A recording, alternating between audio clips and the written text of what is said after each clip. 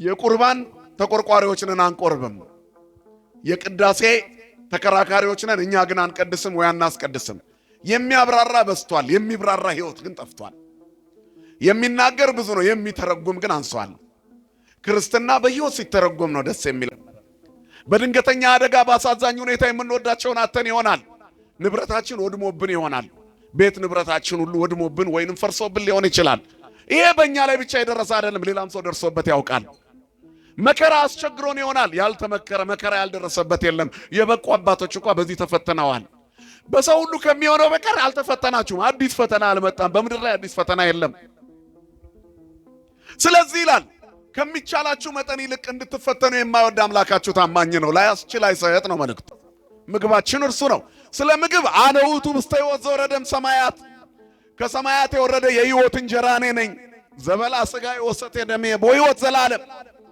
ሥጋዬን የበላ አለ ደሜን የጠጣ ወሰትየ ደሜ በሕይወት ዘላለም፣ ደሜንም የጠጣ የዘላለም ሕይወት አለው። መብልና መጠጣችን ክርስቶስ ነው፣ ስሙ የተመሰገነ። ፎሎወር ያጣ የሚዲያ ሰው የተረሳ ሁሉ እንዲታወስ ብቅ ብሎ ኦርቶዶክስን መስደብ ይጀምራል። እኛም መልስ እንሰጣለን ብለን እናፈምሰዋለን። ሲያጋድሉ የነበሩ ክፋት ሲዘሩ የነበሩ ሰዎች በቅርብ ዓመታት ውስጥ እንኳን ዞር ዞር አላሉም ከፊታችን።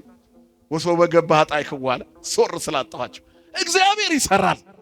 በቀልና ፍርድ እሱ ነው ስሙ ሞልቶልን የምንኖረው ሁሉ ነገር የተሳካልን የጎደለብን መስሎን ነው እንጂ እግዚአብሔር ከኛ ጋር ስላለ ነው። በጉድለት ውስጥ ሙላት፣ በማጣት ውስጥ ማግኘት፣ በመታረዝ ውስጥ መልበስ፣ ባለመብራት ውስጥ መጥገብ፣ ባለመጠጣት ውስጥ መርካት ማን ስላለ ይሞላል።